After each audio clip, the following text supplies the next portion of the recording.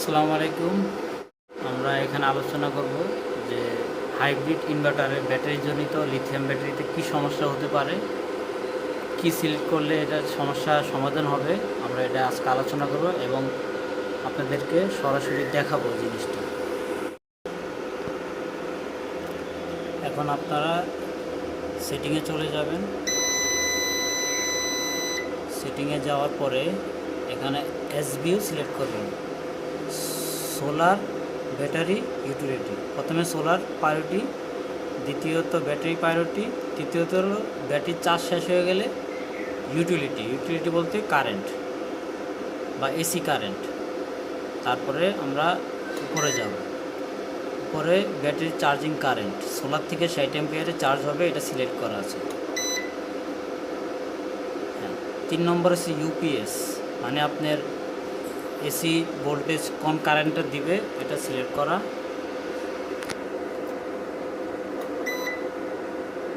পঞ্চমে আছে লিথিয়াম, এটাকে আপনার লিথিয়াম সিলেক্ট করবেন। 4 নম্বর অপশানটা হলো লিথিয়াম। লিথিয়াম সিলেক্ট করে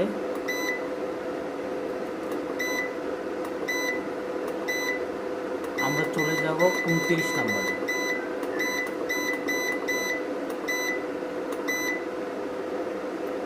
29 নম্বরে 11/4 সিলেক্ট করে দিতে হবে আপনাদের। এটা ডিফল্ট থাকে 10/5, আপনারা 10/5 না করে 11/4 সিলেক্ট করে দেবেন, তাহলে আসলে সমস্যা হবে না।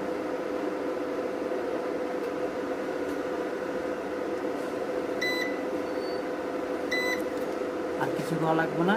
এই সমস্যার যদি সমাধান না করেন তাহলে ডিভাইস বারবার ব্যাটারি লো হয়ে ডিভাইসটি বন্ধ হয়ে যাবে এবং আউটপুটও বন্ধ হয়ে যাবে, আপনাদেরকে কোনো সাপোর্ট দেবে না।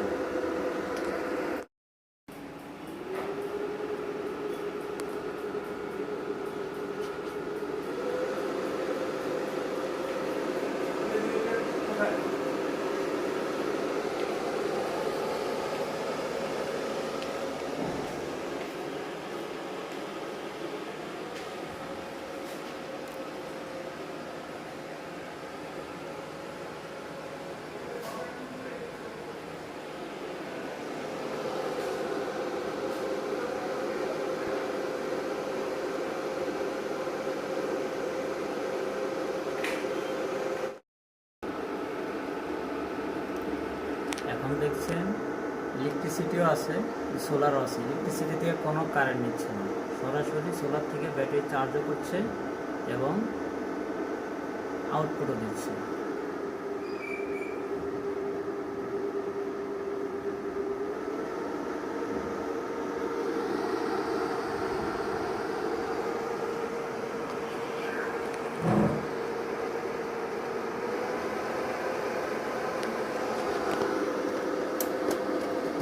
এখন যদি আমি ইলেকট্রিসিটি বন্ধ করে দিই কোনো সমস্যা নেই। যে ইলেকট্রিসিটি নাই উপরে দেখছেন 0 ভোল্টেজ। এখন আবার ইলেকট্রিসিটি যদি আসেও কোনো সমস্যা নেই, ইলেকট্রিসিটিকে কোনো কারেন্ট নেবে না।